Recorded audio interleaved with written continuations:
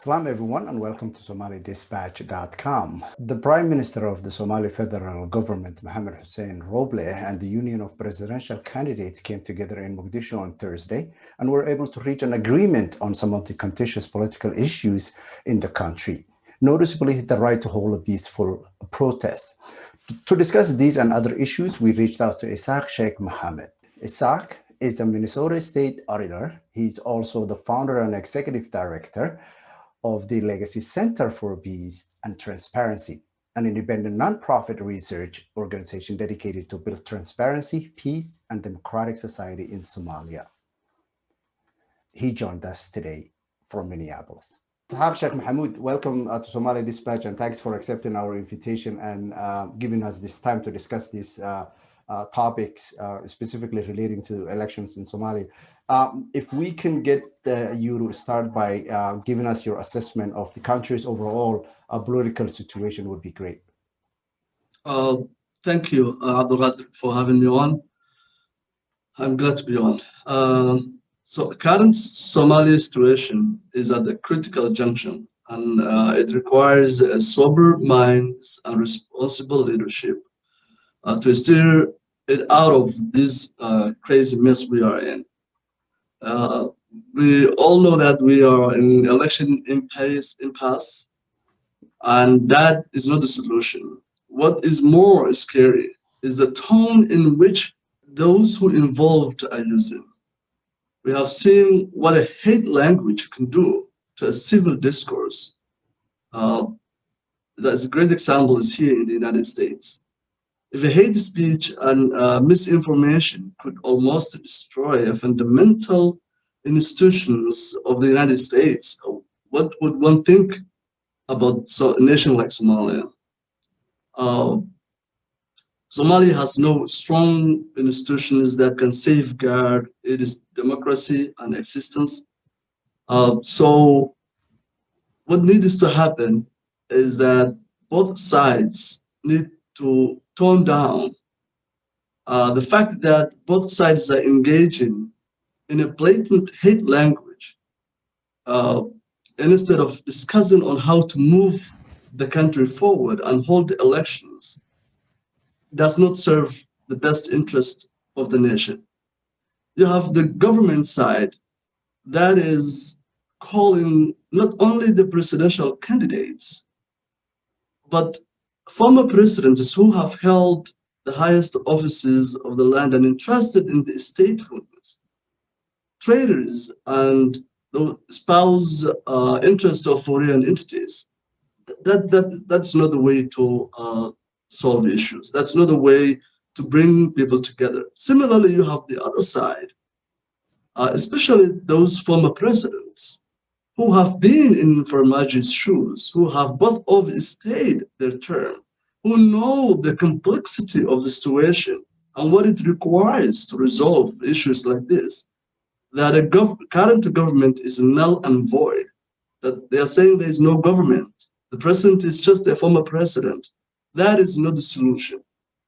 So I am glad that the Prime Minister and the Presidential Council were able to come together and put aside the provocative language they've been using, but then instead try to find a solution and come to an agreement.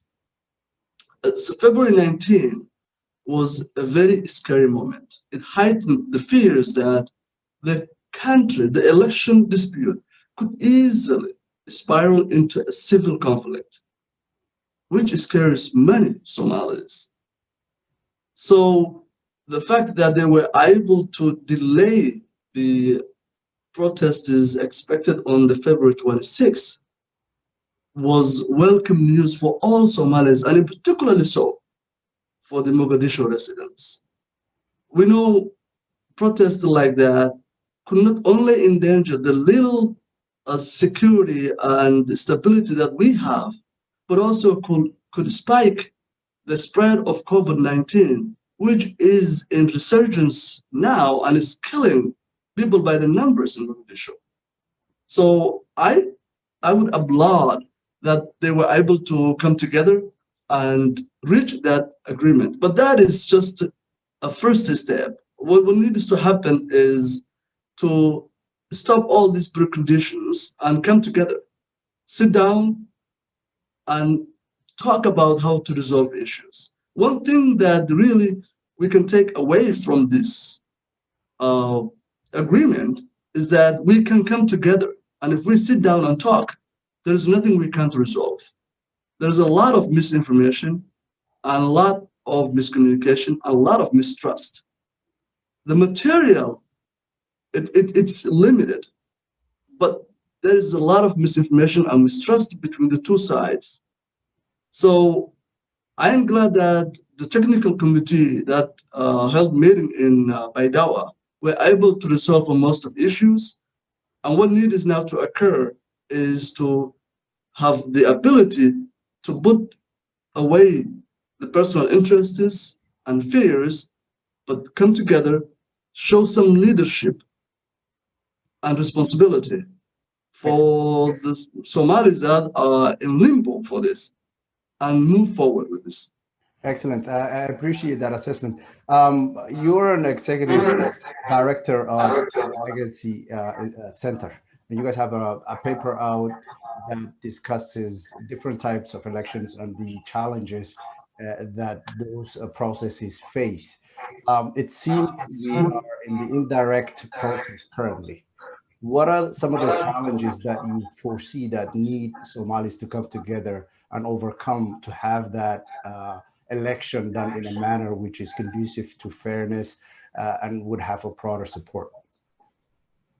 Well, thank you very much. So let me take you back. We wrote the paper, I think it was in 2019, December, at the moment when the government was in the process of bringing out the election laws. And our position was that one person, one vote election that's based on political parties is not foreseeable for Somalia in this cycle. And we detailed out all the reasons why it wouldn't be possible. And so it ended up to be not possible. However, we proposed a different election model that was adopted in the Dosamureb 1 agreement, which Puntland and Jubaland were absent. What we called for in that paper was indirect election model that's expanded, right, from the 2016. And we did so because we all remember what happened in 2016. Delegates were selected, viable candidates were basically disqualified.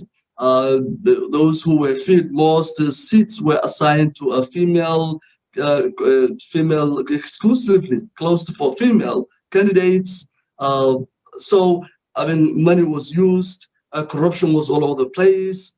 Some of them were intimidated. And that was not specific to one state. That was the case for almost every state. So government resources were used. And the fact is that if you go out and want to buy a product and you bargain for that product and try to get the cheapest product you can find, least expensive, you might be able to find the least expensive product, but you will also end up in the worst quality product. Same is the government. So if you want the best government that works for its people, that represents its people, that is committed and viable, then you have to send your best and the brightest to represent your community and your constituents. So what we proposed from that point on was to expand the election and participation. Instead of holding one single holding elections in the capital states of these city states, go out and hold elections maybe 4 or 5 or almost every means possible, everywhere possible, right?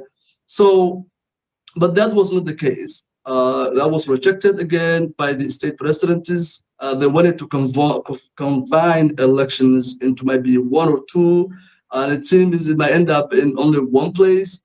I'm not sure if we can expand the participation this cycle, but the best way to move forward is to hold the election that is agreed upon no matter how, at least continue to have the stability we have right now, so we don't fall back into chaos and civil war. That's where we are now. Right. And part of doing that is seen as expanding as much as possible and going over the three hurdles that currently are in the way of holding the elections. One being the ghetto issue, the other being how to manage the delegates from Somaliland and where to hold that election, and so on. So what is your view of going over those hurdles that currently stand in the way of the process moving forward? Oh, so even though those are real issues, I have a different take on this. The election impasse, to my understanding, it's more than those specific issues. If you go back to 2016, even though there was a lot of mismanagement, even though President Hassan Sheikh financed and were able to fund all those winning seats, and yet provide additional funds the night of election. I was in Mogadishu. He still lost, right? So Farmajo won, and as usual, most election analysis occur when elections are won or lost.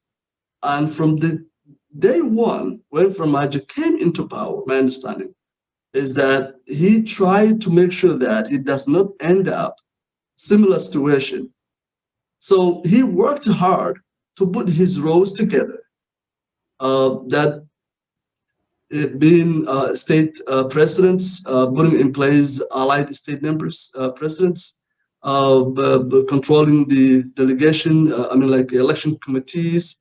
Of course, incumbent is always controls the financial institutions, security forces, and so forth. So he put these ducks together. He has very good chance of winning the election. So, he almost controls federal member states except Puntland and Jubaland. So the oppositions now see a minimal interest to participate in an election that is basically meant to extend Farmajo's term, or basically guaranteed for him to win. So they run the clock, right? Finding excuse after another excuse. They run the clock to get to February 8th. After February 8th, that will give them a perfect scenario to push him aside. So states would be unattached, and members of the parliament that are equal to everybody could be elected. It didn't work that way. No, it didn't. It didn't work that way. The guy is still there. Right. People hoped that the international community will push him aside. It didn't, right? So we are square one from where we started. So my understanding is that at the Baidoa meeting, technical committees have resolved most of those issues, with the exception of the Somaliland issues. My understanding is that at the Somaliland conference, the Somaliland issues were also discussed, and the Deputy Prime Minister, Mahdi Guled, and the current Senate leader, Abdi Hashi, were both asked to come together and discuss how they can build a consensus and find a way forward to work on that specific electorate. So even though Abdi Hashi and other members from Somaliland held a conference, a press conference after the Baidoa meeting, and they stated that they were not represented there, and whatever came out of that does not serve their interest. I think that is very simple issue. It can be resolved. But the overarching issue is that, can an election that people think they have equal opportunity to win be held? And that is what needs to discussed and the elephant in the room is Formaggio. So can Formaggio's government hold an election that both sides feel confident they have equal playing field that they can contest? That is the main thing. And you know, outside of Somali, that's hard to achieve. You've referenced what happened in the States. No two candidates could ever 100% agree on a process, but what's acceptable is what's needed to move forward.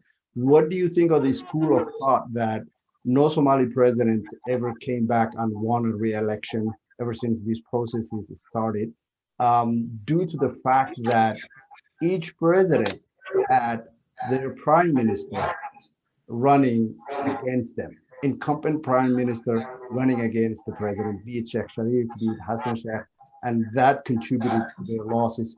But one of the things Maji has over the military, except the military control, is that his incumbent prime minister is not currently running for president.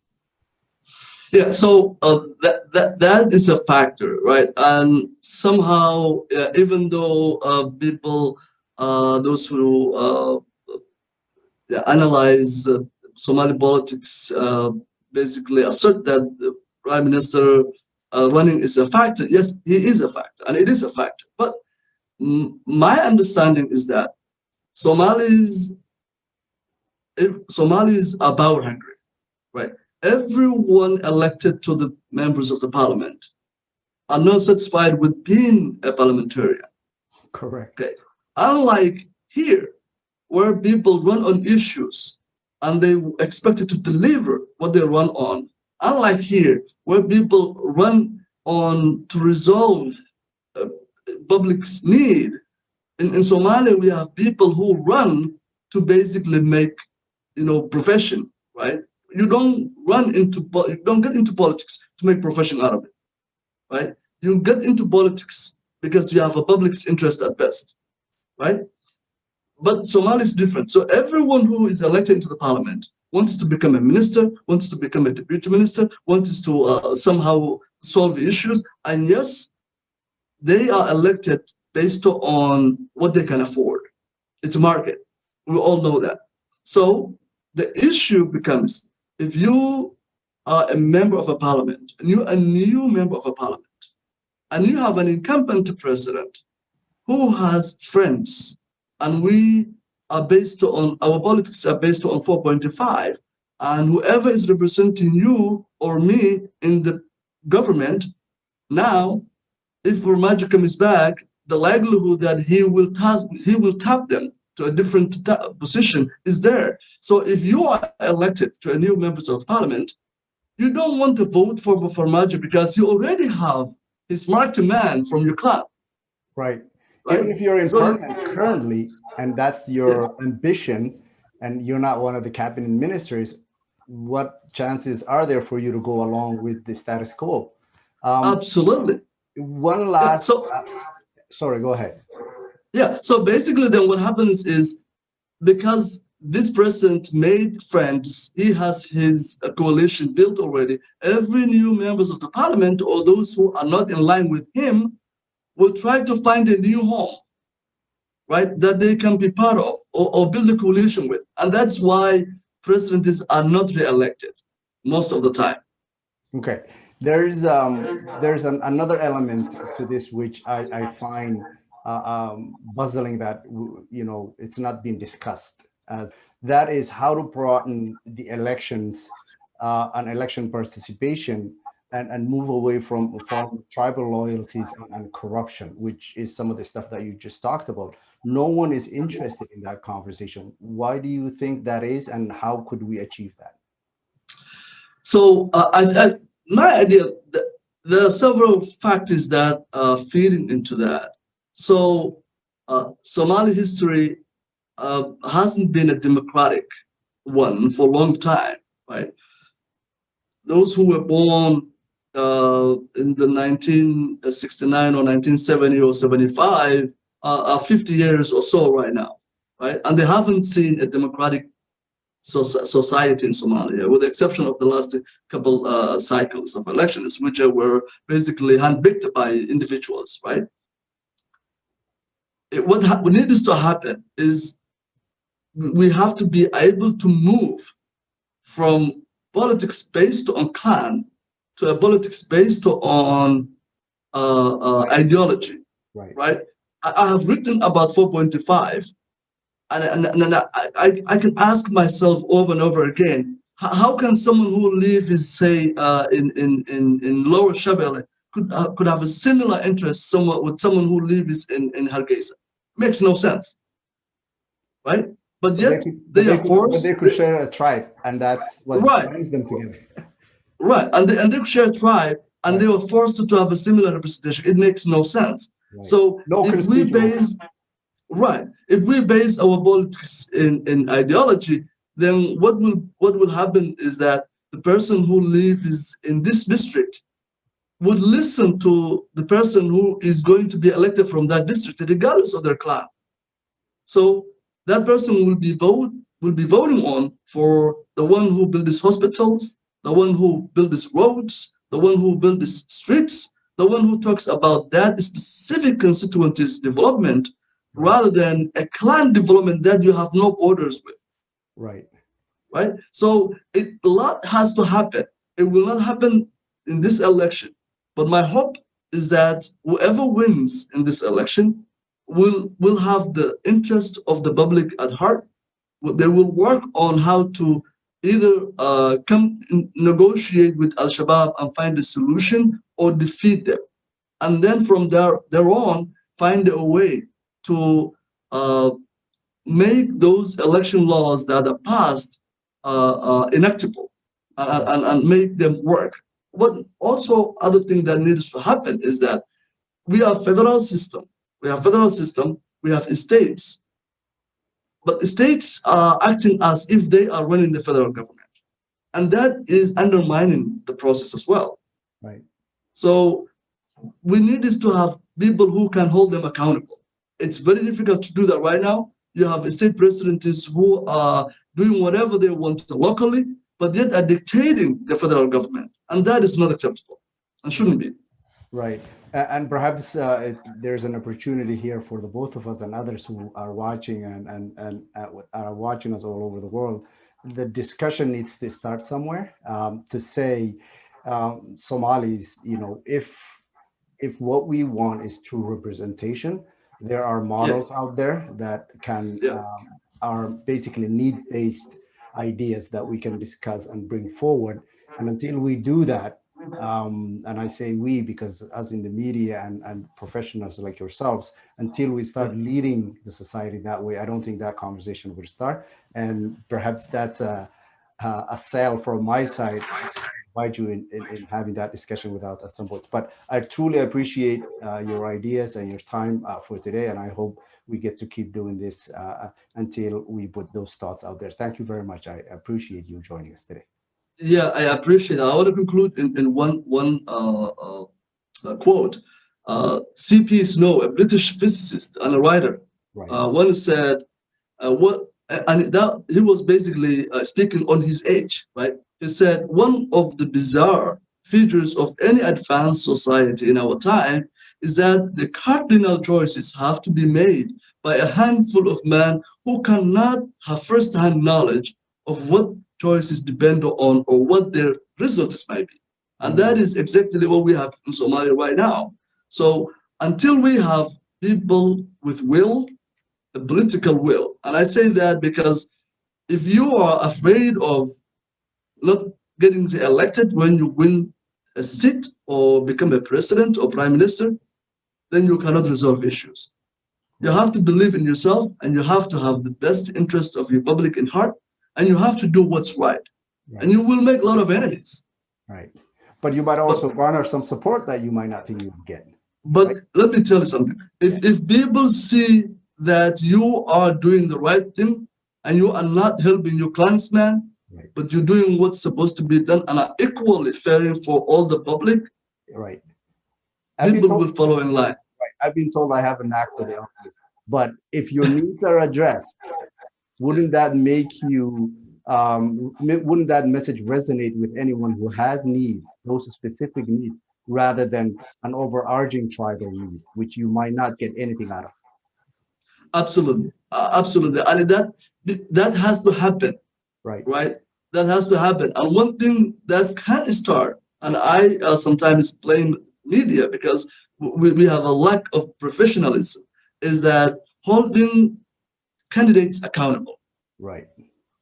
We have a presidential candidates today, tons of them, as a matter of fact. And if you invite some of them and ask them what are they running for, what is their platform, what policies, how, give me how you're going to resolve the economy issue, unemployment, security, they will tell you basically they have no plan. So they need to have some. They won't accept the invitation, as it happens to us all the time. Right. So someone needs to ask them how, when, why, specific questions. Show me the plan. And unless we do that and we hold them accountable, it will be very difficult. So long we are electing people, and based on who they are and where they come from, and we're saying, oh, this guy has a better chance because he's from that clan and that clan and that clan, we will not resolve the issue we have. I hope it gets to that point. I am a little bit pessimistic, but I am very hopeful in the near future we'll see different. I hope so as well. Again, I thank you very much for your time today. Thank you very much.